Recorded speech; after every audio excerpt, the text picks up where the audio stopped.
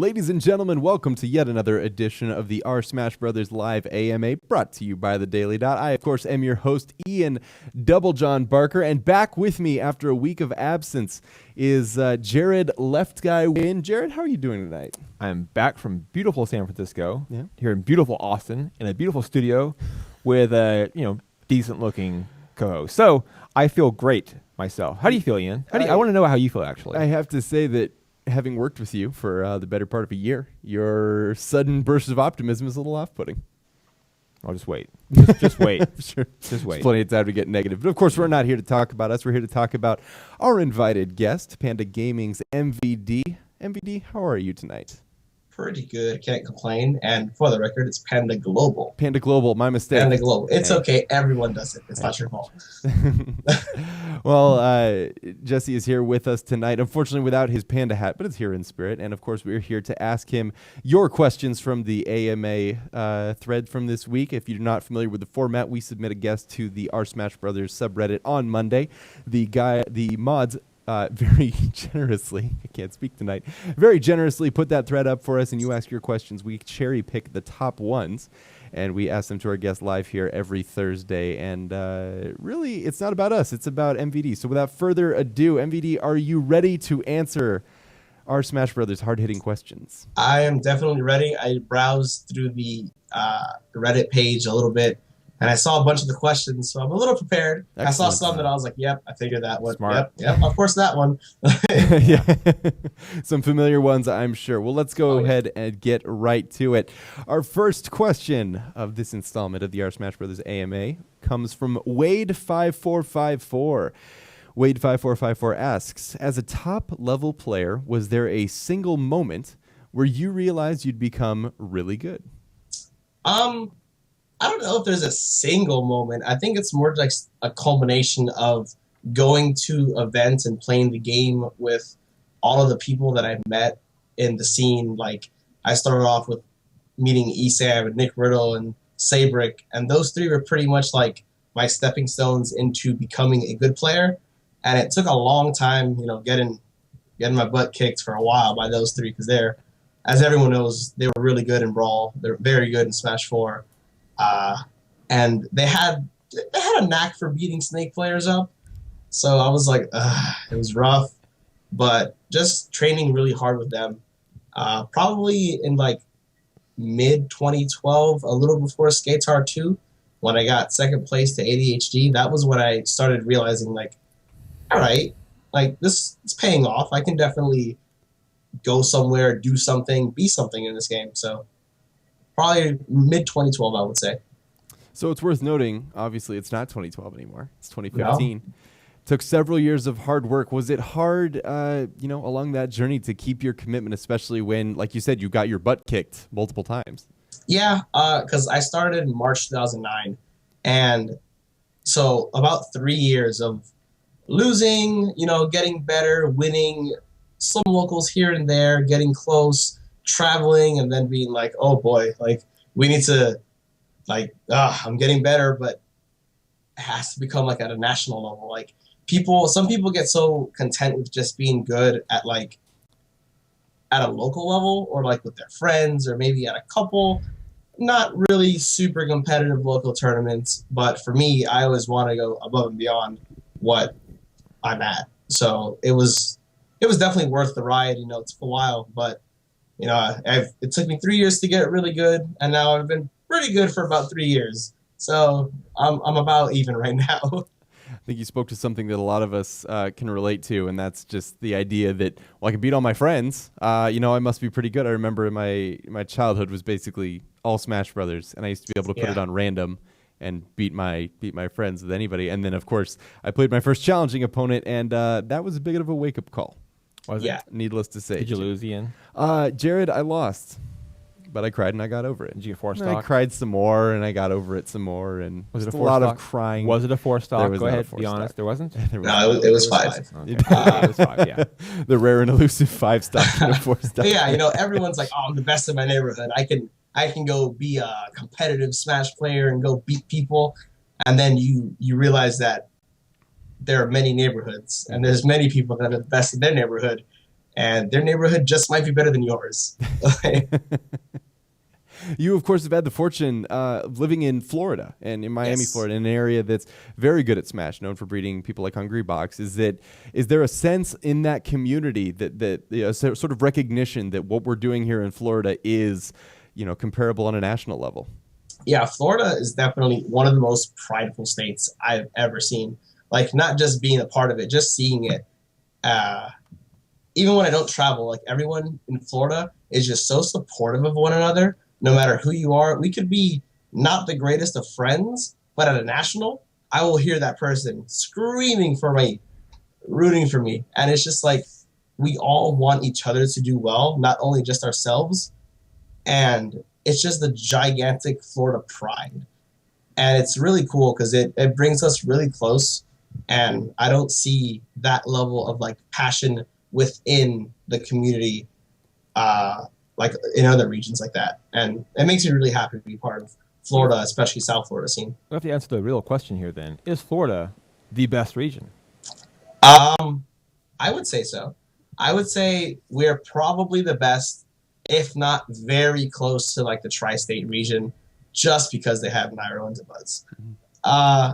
But it's like we have players who could compare to those two, and then the list just goes on. We have so many people who are top level players.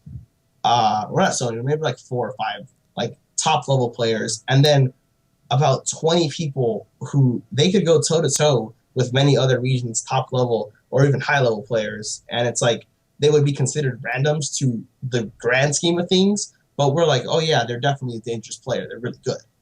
Like, we have so many of those. That's why our locals are always so hard.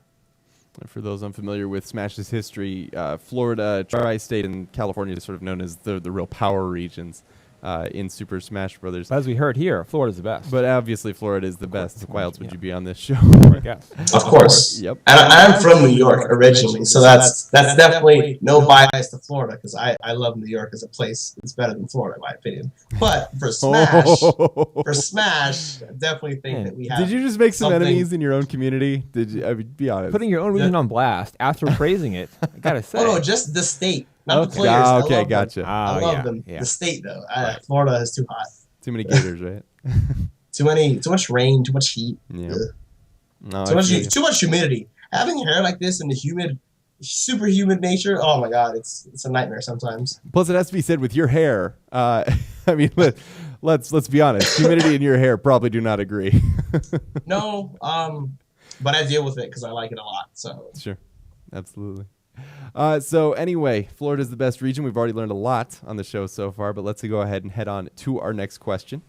This one comes from Reddit user Yodan. I believe I'm pronouncing that correctly. It could also be Yodan, but I doubt that it is. Yodan asks if you could give out a few pointers that bridge the gap between intermediate and high-level play, like conditioning the opponent or a lot of players do X and they shouldn't, that'd be really great. I'm sure I'm not the only player who feels like he hits a plateau once in a while. yeah, it's not bad to feel like that. Everyone goes through plateau moments. Everyone goes through, oh, I'm learning so much, and then it's like, yeah, I'm consistently placing top 3, and then suddenly you're getting 7th, and then you get 7th, and then you get 7th, and then 2 months later you're like, why am I still getting 7th? Like, what's going on? Like, people, like, to bridge the gap, like he said, it's like Smash is such a chess-like game that it's so deep as a mental game as much as it is like a technical game, that people just need to understand how to think.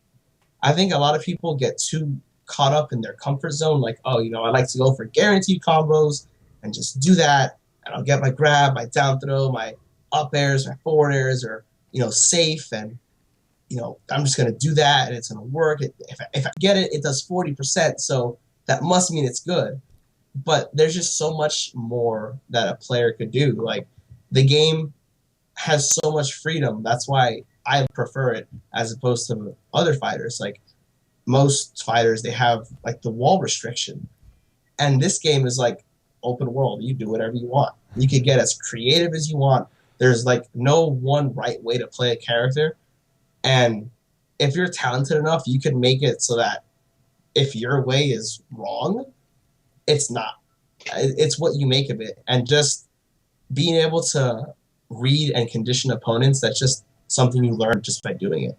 You just have to force situations sometimes and step out of your comfort zone to see how players react to, oh, I'm going to do this random forward air right here, see what they do. Oh, they spot dodge. Let me see. Will they do it again? Okay, so how can I use that as a mix-up? Just try to get into their head as quickly as you can, and just don't get out. Even if they try to kick you out, just stay in there. That head is yours now. Like, so let's say you are MVD in 2009. It's you've reset your career in the year 2015. You've seen the summit. You've been there, and you're telling you haven't learned your mechanics. You haven't gained your fame. You haven't learned your lessons. Where do you start? Where do you tell a new player to start? Is it in mechanics? Is it in understanding the meta? What is the most foundational concept of Super Smash Brothers? I think it's mostly just understanding the game. A lot of people, oh, I can do all this technical stuff, but can you apply it? Can you move properly? Do you know when you should air dodge, when you should shield, when to throw out a move? Like, some people just become so telegraphed with, oh, well, I know how to do this, so I'm just going to keep doing this, when they just have to expand their mind. And the way you do that is my biggest recommendation to any player, new, old, veterans, anything. Just play as many people as you can. Like, we travel to all these big, large-scale tournaments and have like 700 people, and I see people playing within their same region. Like, I'll see some of my friends that I travel with that they're newer players, and they play with the same people they play with in Florida all the time. It's like, no, expand your horizons. You have 600 people that you've never played before. Go play them, because everyone can teach you something, no matter how good you are, and no matter how good or bad or whatever, however you want to describe the player, no matter what level the player is, they can teach you something. Sure. And let's say that you're a newer player. Let's say you've got the basics down and maybe you do fairly well within your region, but you don't feel like spending the money to go to a tournament is necessarily worth your time yet. How do you manage to break through your plateaus when you're in such an insular situation? Is it playing online? Is it just looking up guides on YouTube? How do you break your own mistakes and discover where your faults are when the only perspective you have is your own? Well, for me, what I did, I would always study videos of the better players that use my character. Just that gives me an idea of what they're doing when they're traveling to all these events and why what they do is working, and just try to apply it to my own thing, whether it be with like my friends that are casuals, or maybe once in a while go online. But mostly just like, if you're a newer player and you don't really know what to do, just check out Smash boards, check out Facebook groups, check out something to find a local tournament, because I guarantee you there is one. Maybe not in like Alaska, but I'm pretty sure there's one there somewhere. Maybe in an igloo. But like, just find an event anywhere, and whoever wins that tournament, befriend them and learn from them. Just try to get close to the players who are better than you and just learn from them. A lot of people have a hard time accepting that someone could be better than them, and their pride gets in the way of learning. It's like, oh, I don't want no one to teach me. I can do it myself. Like, no, sometimes you just gotta swallow that pride and just ask for help. Admit that you're wrong, follow in someone's footsteps, admit that there's somebody better. Yeah. Demand their secrets. Yeah. Steal their notebook. Yeah. It's like, for me, it's like, if I had someone who refused to ask me a question, and it's like, well, if you want to do it yourself, I respect that. But there's a reason why the top players are the top players. Sure. You know, they've been through all of that. So we understand their perspective, and we know, not like we know what's best for you, but it's like, I've been there, so I can relate. Yeah. So it might be wise to just take the advice. Yeah, and it's astounding how much of what you're saying, in relation to becoming a better player, harkens back to what we see a lot in Super Smash Brothers, and that's just the idea of community. It's amazing how much this game is built, even in Smash 4, where you can go online and there is the opportunity to sort of lose yourself in that internet anonymity. It's a hard word to say. Just how important community is. Well, do you feel like Smash is especially receptive to that? Like Smash players are especially willing to pass on lessons learned to new players and to players who are trying to get their fit in the tournament scene? Oh yeah, because we always want the scene to grow. We don't want our scene to shrink. Like if you ask a professional, high level, top player, whatever you want to call them, if it's someone that you have watched on YouTube or know is good and has had success, like we're not gonna. Oh, you're new? Go away. Like, no, we want you guys to keep coming back and bring your friends' friends, and then suddenly the community explodes. And we want everyone to have a chance to have the most amount of fun they can. And it's like the community is so accommodating. Like I could pull up a map of the world and point to several locations and say, I have a friend here. I have a friend here. I can go to this place and someone will accept me into their home and we'll practice together. Like, that's crazy. Like, if you told anyone, It really I'm going to Europe and I'm going to meet up with someone who plays this game that I play, and I don't know who they are, but I trust them. Like, that's crazy. Considering the things that I've been told after making beginner's mistakes in Dota, that sounds like a pretty good arrangement. The Smash community tends to be super nice. I'm saying I wouldn't stay with certain strangers in Dota. We'll say it. There's MBD, some excellent players. You were saying? I said that the Smash community is just really nice. Yeah. Like, a lot of people don't realize that. It's like we understand that we're all human, and we're all friends for the most part. Like, we could just ask of so much from anybody, and they're so willing to just give up. Oh, take my room. You can stay in my room. Make yourself comfortable. I'll show you around the city. We can explore. We could practice. We could this. We could that. We could brainstorm. Like I've made so many lifelong friends through this game that, like, that's in a way more valuable than any prizes I've gotten or any recognition I can have, because I can say that I have made so many lifelong friends, and that's because of a video game. Like, that's crazy. That's excellent.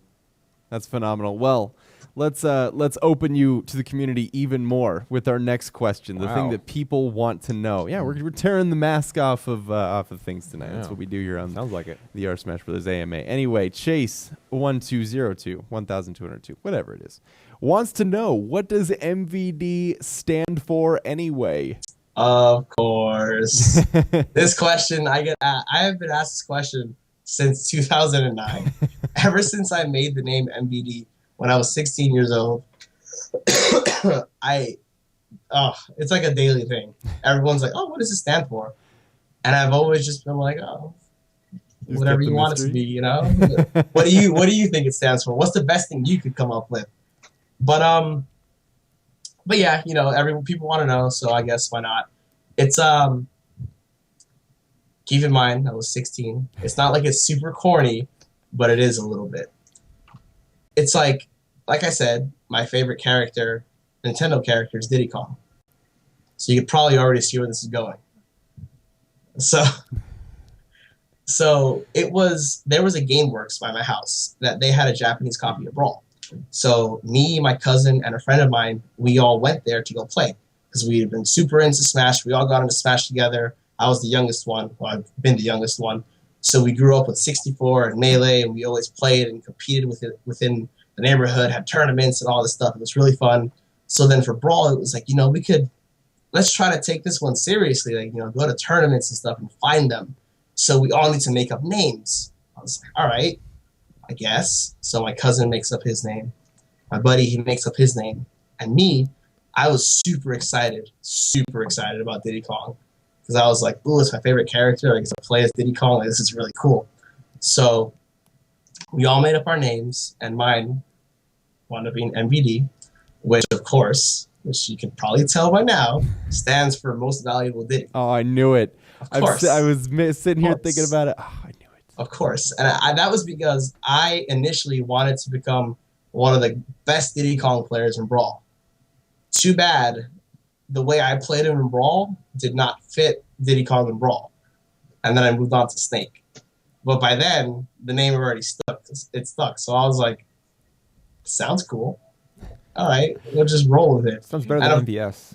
Most valuable. Yeah. MVS doesn't work. It sounds like No. a pharmacy. Yeah. Is what it sounds like. No, but MVD, obviously, it sounds great. It rolls off the tongue. And I have good news for you. You are currently one of the best Diddy players in the world. I mean, it comes. it full all worked circle. out. Yeah. Mission Full accomplished. circle. Yeah. Where's the banner? The unfurl behind us and the fireworks. You know, America. It was so funny when I picked up Diddy Kong in this game, and then I got to the level where I am with him, and I was like, well, I guess it makes sense now. Like, It all worked. It was prophetic, as it turned out. Well, oh yeah, 6 years ago, I definitely knew. Back in 2009, I knew one day I'd be the best Diddy Kong in Smash 4. I knew it. You knew so, it. Even before the game was released. before it was even a thought. I was like, you know what? One day I'll be the greatest Diddy Kong. That is Who knows what game, but well, excellent. I'm so glad that your screen name managed to work out. My first screen name was actually related to Halo, and it was the second best Master Chief, like the second best Spartan according to the lore of Halo. Right. Lo and behold, I did not become the second best Halo player in the world. So you were the third, your fault. Yeah. Third or fourth. You know, I did my best. Close enough. Anyway, diving into your past, I'm so glad we get to talk about your origin story, because you've had such a long and arduous journey here, and it's so great to see you where you are now. Mr. Robit asks our next question. Wants to know, when you went to your first couple of locals, where'd you place? Spill the beans. My first tournament ever was this place called Gigabits in Orlando, Florida. 16 at the time, March 2009. That was when it all began. It was really funny because the same buddy of mine that convinced us to make these gamer tags, he held a house tournament. And this one guy who was a part of the Smash community at the time came to it. He saw it somewhere. I have no idea. And he thought, it's going to be easy money. And he comes in, and I wind up beating him first place. And he was like, you're pretty good. Like, you should go to this tournament called Gigabits. I was like, wait, they have tournaments for this? It's like, yeah, we have them all the time. You should definitely check this one out. It's coming up next month. I was like, okay, so we exchanged contact information. I looked it up, and I was like, oh, it's in Orlando. That's about a 4.5 hour drive from me. And I'm 16. I don't have a car. And I'm just like, how could I get to Orlando to play video games? Without a car. Without 16 years old. Without anything. I'm sure your parents were thrilled. Actually, I went straight to my mom, and I was like, hey, this guy who's a part of the scene, they have tournaments. He says I'm pretty good. He thinks I should go to them. And she's like, oh, yeah? And I'm like, yeah. She's like, well, do you want to try it out? I was like, kind of. So my mother, being the MVP, drove me all the way to Orlando for this tournament. And we got a hotel. We stayed up there. And it was a 150-man tournament. I was terrified. I was like, as you do, sure. I was like, I know nobody here. Mm-hmm.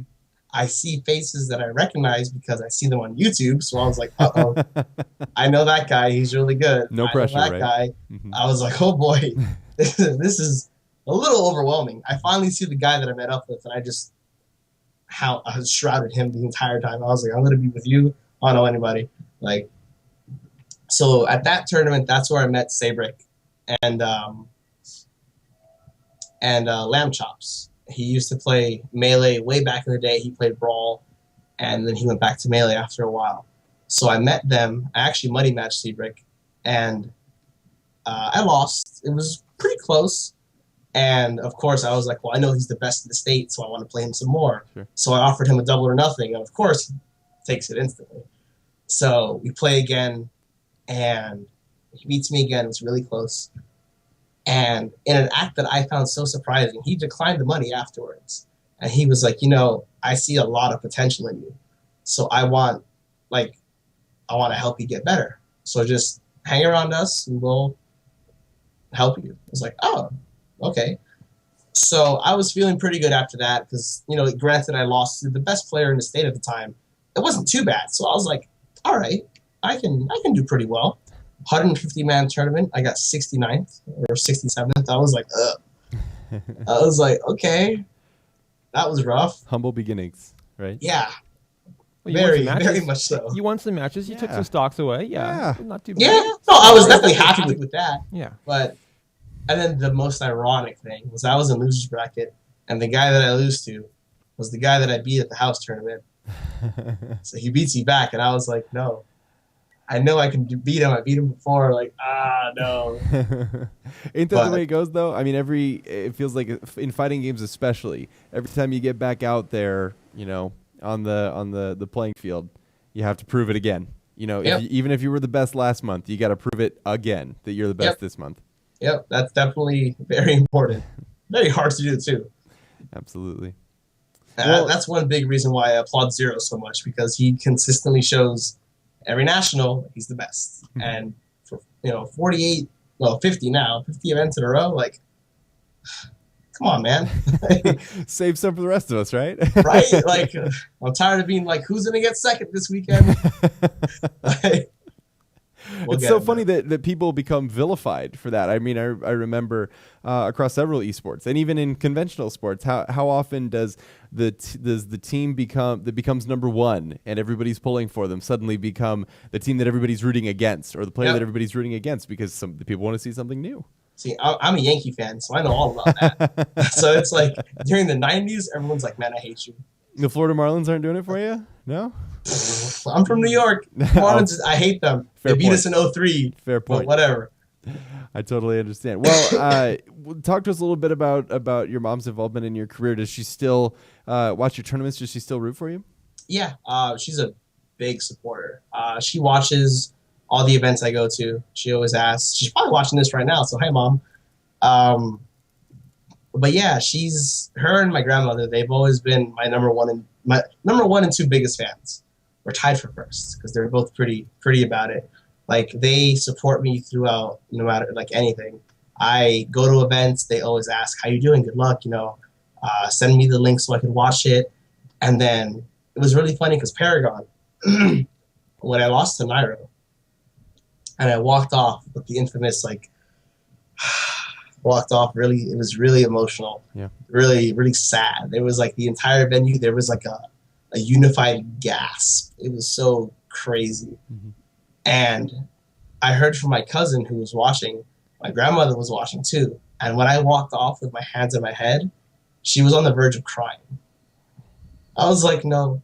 The last thing you want to do is make your mom cry. Right. The last thing I want to hear is I make my grandmother cry. I was like, oh my goodness, no. And that just shows how big of a supporter like my family is in general, but specifically my mother and my grandmother. They watch as much as they can. They ask about it all the time. They're very supportive of it, and I couldn't be any more grateful about that, because what's better than having family support? Like, you could have fans and people who, oh yeah, I love you, I love watching you play, but when it comes from your caretakers, it's something else. Yeah. That's why you got to beat Zero for Grandma. Exactly. Yeah. I have to redeem it for her. Like, I want to make her cry for a good reason. There you go. Cry because you beat Zero. Yeah. Exactly. I was gonna say do it for like Mother's Day, but that's a long way off. Obviously, we want to do it sooner than that. Right? Yeah. Maybe. Yeah. I want to wait till next year. Do it for Halloween. Do it for Halloween is a well-known holiday. Motherly holiday. Yeah. Your mother's present. I'm gonna dress up as a champion. Exactly. No, you'll be a real champion. People dress up like you, right? Exactly.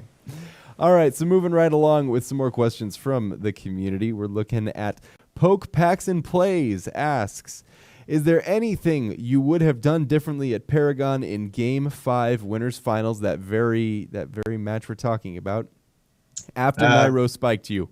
Also, what do you think about the current state of Duck Hunt? What should be changed / buffed? So a very heavy question. And all my emotions are just flowing right now. It's like Winners Finals, Game 5, the spike, and then Duck Hunt, the character I love so much, who's terrible. So let's go to the first part, the Game 5. Anything I would do differently? No. I played to the best of my ability, and I guess the only thing I could, if I had to change something, was tech the spike, or at the bottom when I did jump and side B, everyone was like super yelling at me. They're like, you don't know your character. If you did jumping up B, you would have, yeah, exactly. You would have done rising up B because you were in hit stun and you would have been fine. And I was like, yeah, the jumping side B was the jumping up B, and I made an input error.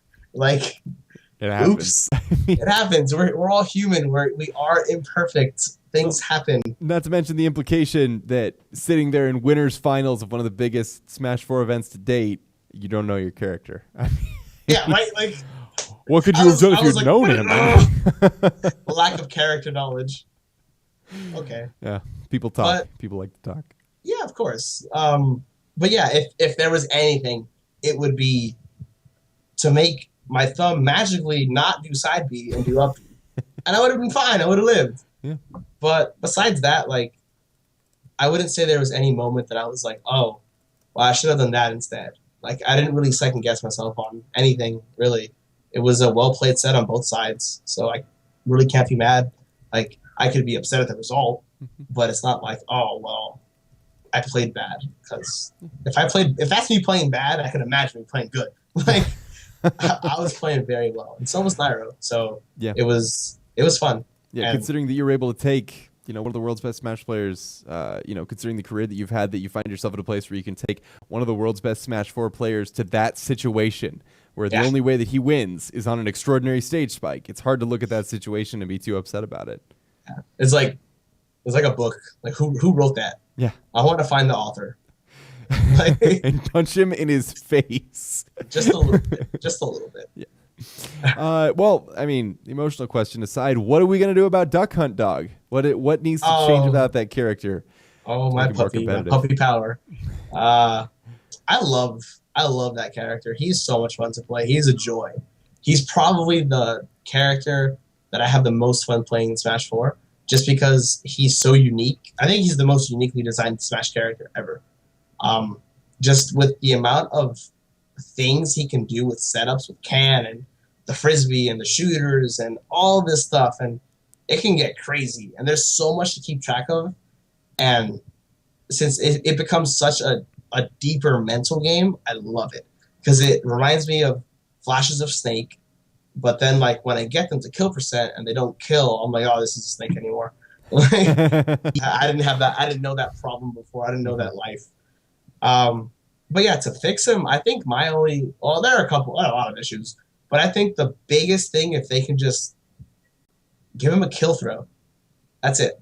I'm not even going to ask for my smash attacks to work properly, which they should, but I'm not going to ask for my up air to link properly at all times, which should, but whatever, that's fine. I'll deal with that. But if I could, because like Duck Hunt as a character, he racks up so much damage so fast. If I can get them to like I'm not even asking for like you're at 100, you're dead. So no, like you'd be like 150, 160. I'll take that. Because right now it's like 220. Like, and with the way Rage is in this game, it's just like, for me, it's just not worth putting so much more effort into trying to win with Duck Hunt, because I can outplay someone so hard and lose just because I can't kill, and I'm giving you Rage to kill me earlier. Like, it's just really deflating when I'm playing him, and it's like, all right, I'm doing really well. I have them at 230. I died at 60. That's great. No, I don't like that. By the way, speaking of Rage, what do you think about the Rage mechanic as it currently exists? At first I hated it because it was just absurd. But then, like, you grow to get used to it, and I think it definitely helps the game in a way, because it makes those characters who have problems killing, not Duck Hunt, but problems killing in general, it helps them a certain extent. It's like, because the way Rage is, I'm pretty sure it scales harder vertically. So if you're a character that kills off the top, Rage loves you. Like, that's the reason why Diddy Kong was ridiculous back in the day, because with Rage, up air killed you super early, because it scales harder on moves that send you up. So the harder you tried to kill him, the more easily he killed you, right? Exactly. It's like, oh, you're beating me up, but you're actually hurting yourself. Mm-hmm. It's like everyone's a baby Lucario now. It's crazy. But I do like Rage. I think in the current metagame, though, because it's 2-stock, Rage is a little ridiculous. Like I think if the game was 3-stock, then Rage is a little more contained. But at the fact that like I can be at 150 and kill you early, and then potentially end your second stock really quickly too, like a little bit of a turnoff. But you know, it allows for different combos as well. Because like at Rage, your combos that work at 0% probably won't work. So you're forced to switch it up. And I think that shows like a deeper understanding of the game. It's not just like, oh, you have this free combo all the time. It's like, well, now you don't have that. So what are you going to do? If I may play devil's advocate for a moment, maybe Rage is just the reward that the winning player receives for taking your first stock early. Maybe? Yeah. I think it definitely like it rewards players who survive. Sure. Which is awesome. Mm-hmm. But at the same time, it might be just like it's a like most like other character like if every character is scaled the same way, then sure. But you know, Donkey Kong scales super, super powerful. And then like what character doesn't get like and then like let's say Duck Hunt for argument's sake. Duck Hunt doesn't get that much stronger. Mm-hmm. So it's like if it was balanced in how much Rage affected your knockback and stuff, then maybe I'd be a little more okay with it. But because it benefits so many other characters harder than the other ones, like it's just like, oh great, that character who's already pretty decent got a better increase. Like, ugh. Yeah, I mean, you saw it firsthand, Mewtwo King's Donkey Kong. If you can't kill that stupid thing, Gorilla Fist is coming at you harder than ever. I died at 60. Holy crap. Yeah, like yeah. And that was the match with Duck Hunt. With Duck Hunt, I racked up all this damage, and I was like, yeah, I'm at 60. Am I? Oh my god, I died. Yeah. Like, and he was at he was at something like 220% at that point, wasn't he? You probably shouldn't bring up those bad memories, right? I mean, it is what it is, you know. Like, sure. It's just that's just a testament of how crazy Rage could be. Yeah. Like, it's crazy. I think it definitely helps the game, but it, in a way, also hurts it enough to the point that it's worth complaining about. Well, we can all agree on complaining about Rage. That's agreed. Sure. We can agree on that. And there's one thing we can agree about is Rage. I think there's one thing the internet in general could agree upon is complaining about things. We can rage about Rage, actually. Oh, yeah. Anyway. I'm sure Nintendo will listen and change it, by the way. I'm sure they will. Totally take care of that for Game us. developers notorious for looking at message boards and fixing things. As long as you don't say Project M too many times. Well, they definitely look at message boards. Diddy Kong got nerfed for a reason. Yeah. Everyone, wah! It's okay. Uh-oh. We opened the can here. Yeah. Oops. Anyway, moving on to some more viewer questions. We're running a little long in the tooth, I think, in this one. Peppermint1201 asks, about Duck Hunt Dog, actually, asks, have you been considering any more secondaries, or will you be going mostly Diddy and Duck Hunt for now? I have a bunch of characters that I play at what I feel would be a pretty good level. So I definitely have some other characters that I'm confident in pulling out in tournament. I just haven't had like the matchup that I wanted for them, or a scenario where I'm like, you know, this character will do better than my Diddy Kong. Like, it's a little difficult when it comes to that. Like, I'm working on a couple matchups with different characters that I just don't like fighting with Diddy Kong. Like Fox, I don't like fighting Fox with Diddy Kong. I don't like doing Diddy Dittos, so I'm working on a character for that. I hate Rosalina with a burning passion. Like, if I could burn her, I would burn her, but I can't. So I'm looking at picking up someone else for Rosalina. Like, it's just mostly matchup based. Like, a lot of people complain that I don't use Duck Hunt that much anymore, but it's mostly because I don't run into matchups that it's like, I would prefer Duck Hunt in this one. Because the meta's evolved so much into, now there's so many Sheiks and so many like Luigis and all these other characters that it's like, well, I don't like fighting those with Duck Hunt. So I guess I have to stick to Diddy more often. Sure. Now, the natural question I have to ask after that is, we've spoken with several Smash Brothers professionals who have a hard enough time perfecting their current character. Do you believe it's viable in this game, or maybe just the way that you practice, to master enough characters to counteract every matchup, or do you worry that you're going to spread yourself too thin? It's dangerous to do that because people can spread themselves too thin if they don't know how to balance it. And that was my problem with PAX, actually. I've been working on a secondary character for about 2.5 weeks before PAX. And I wasn't aware I was going to PAX until the Thursday right before PAX. Like, I was getting ready to go to Versus Gaming Center for our local and play the character that I had been working on. And then it's like, oh, by the way, you're going to PAX, you're leaving in 3 hours. I was like, oh, okay. So I hadn't, like, touched Diddy Kong in those past few weeks. So, like, immediately, round one pool started, and I started playing, and I was like, uh-oh. I don't feel right. It just does not feel good. Yep. So it took a while to get used to Diddy Kong again, because I had been focusing so hard on secondaries for a few weeks. So it definitely hindered my play, I feel.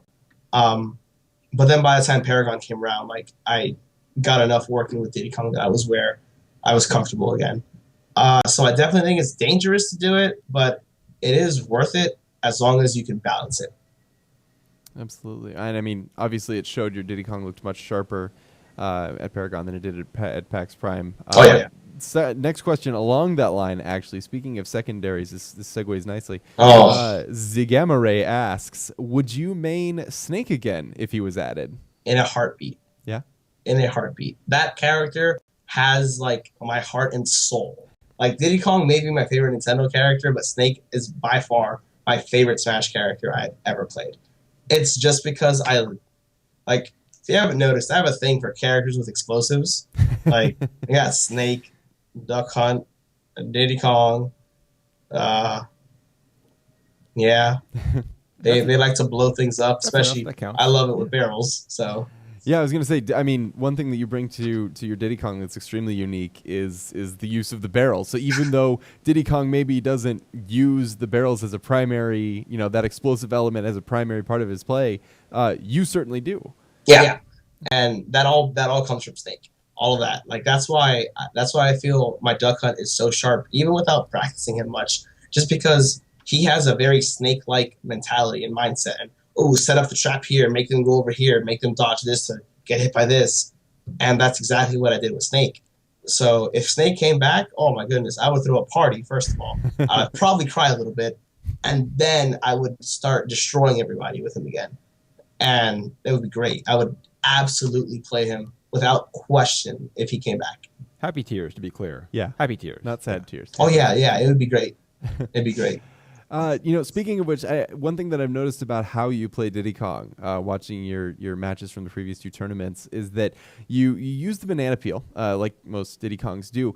But one thing I've noticed is that there are times where it seems like you toss it in the air, only just to grab it again. Almost like there's this nervous energy that you need to sort of channel into your character. Does that come from your background with Snake? And since Snake has to do so many things to set up his combo, or are you just a player who just likes to have fun with a character even while you're competing?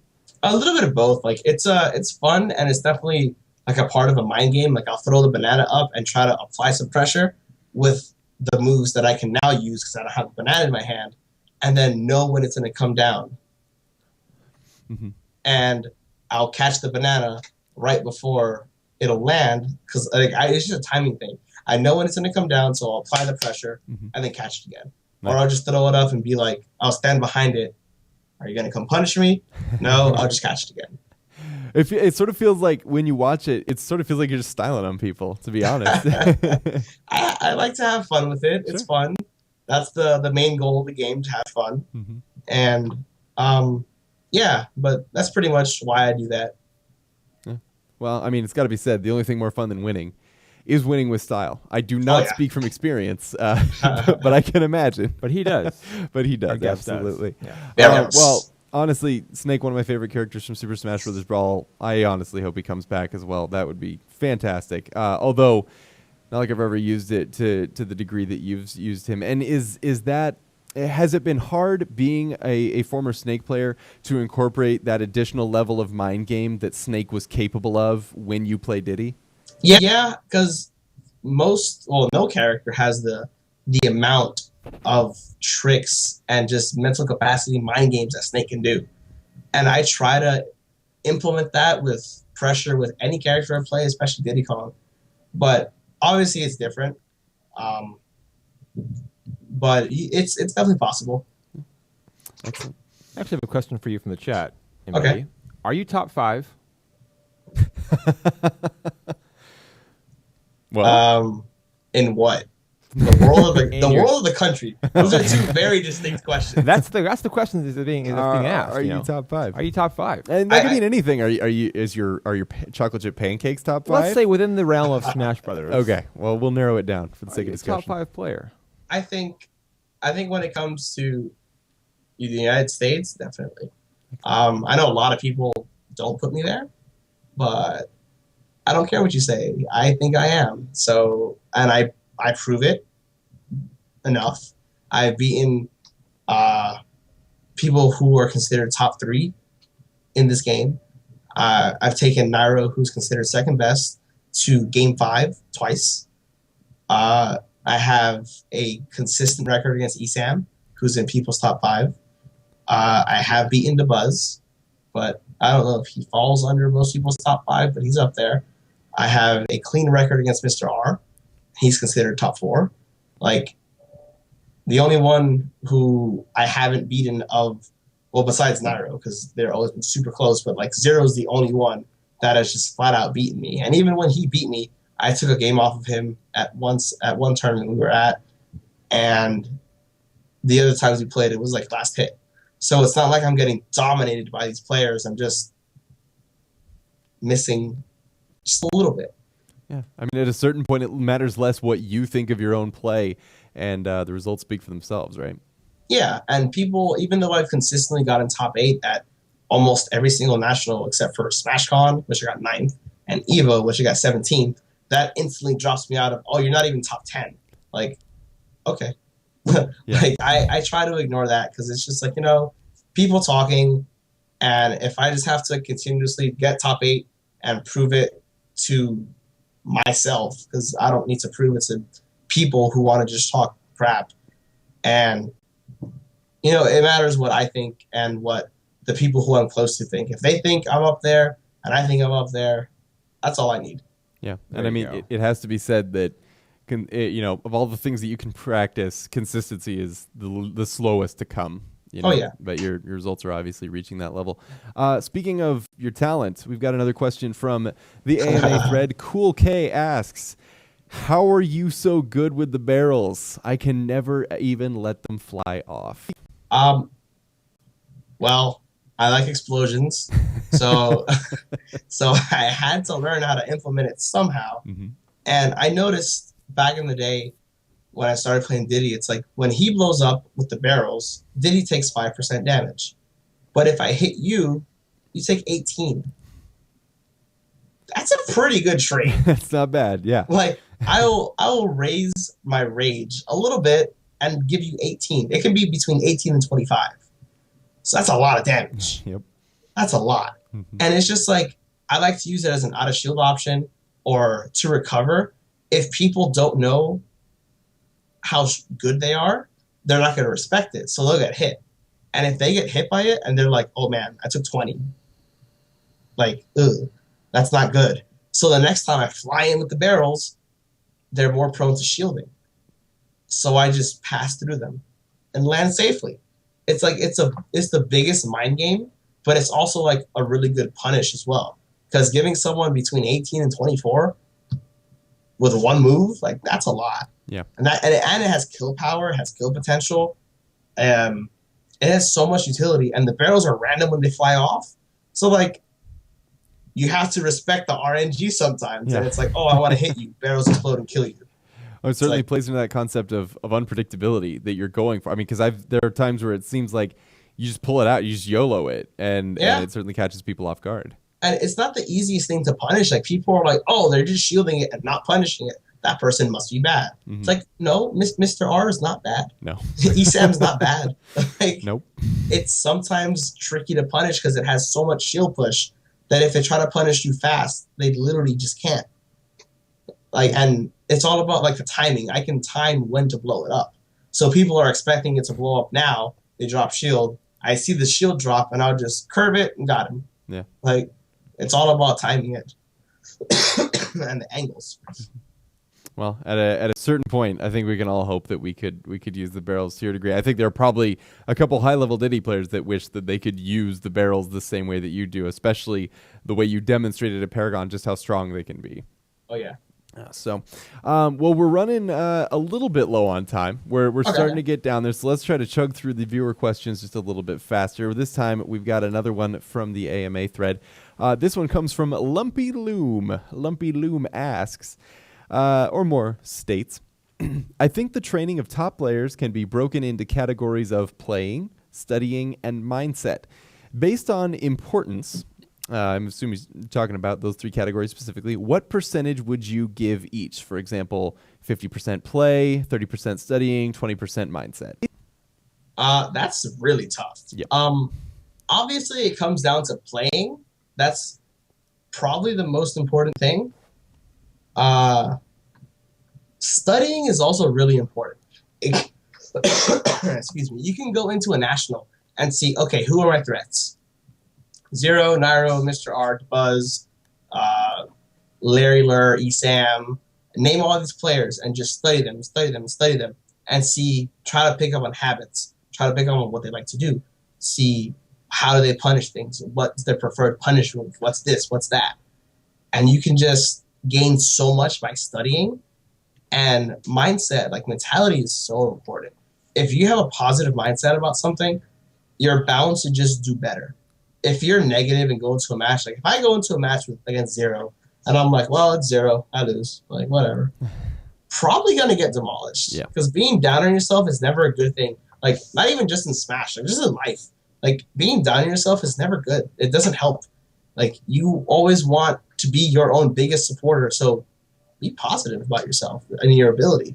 And but yeah, it's a percentage-wise, it's really, how do you break really it down? difficult. Like maybe like 40% play, and then 30% studying and 30% mindset.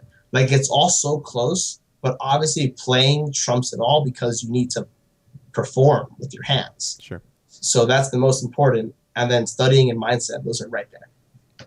Sure, you have to be able to apply what you execute in the game. So, honestly, very interesting breakdown. I would have expected that, especially with the need to apply things in game, maybe it's because you have such established habits that it would be much greater play. And probably for newer players, maybe it is more play because they have to learn to master those mechanics in their characters. But yeah, like people can go into training mode and, I can do this, but can you do it in pressure situations? Can you do it when it matters? Zero lag against a top player, very different situation, it has to be said. Yeah, exactly. Cool.